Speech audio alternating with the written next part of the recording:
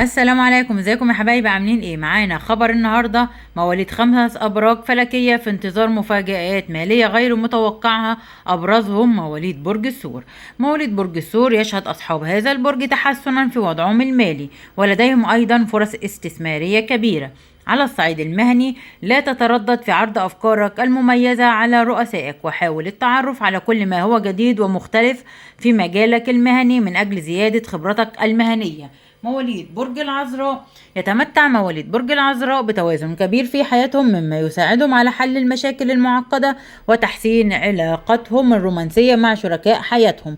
مهنيا، يظل مواليد برج العذراء اليوم مشغولين بإثبات أنفسهم وقدراتهم، مما يجعلهم يفكرون أكثر في إنجاز المهام لتحقيق النتائج المرجوة.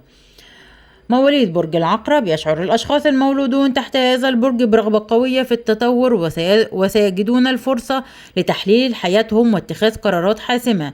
مهنيا، تتاح لك فرصة فريدة لإكمال عملك الحالي، وتمنحك وقت فراغ يمكنك الاستفادة منه في مجالات عديدة، لكن قد تحتاج إلى تغيير طريقة عملك التقليدية والمعتادة.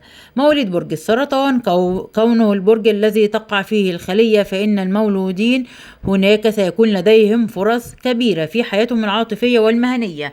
مهنيا، أنت شخص استبقى، وطبيعتك الاستباقية تجعلك مطلعا على كل شيء. اليوم أنت تركز على جميع الأنشطة وتقوم بعمل جيد جدا، فقد استمر فيه وتثير عملك، واستمر في مضي قدما. لا يزال لديك الكثير لإنجاز. حافظ على مساحة العمل الخاصة بك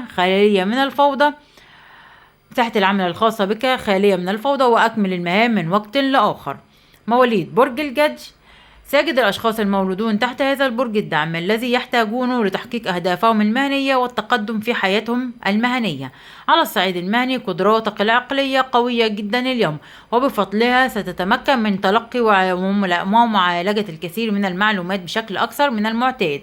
لا تتردد اليوم في تكريس المزيد من الجهد للعمل وتحقيق العديد من الإنجازات. على الصعيد العاطفي، تتجنب حدوث مشكلة في علاقتك العاطفية منذ فترة، لكن هذا الهروب لن يدوم طويلا.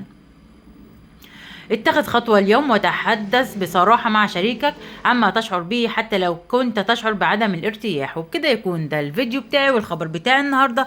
مش تنسوني في اللايك والشير والسبسكرايب وتفعيل الجرس. والسلام عليكم ورحمة الله وبركاته.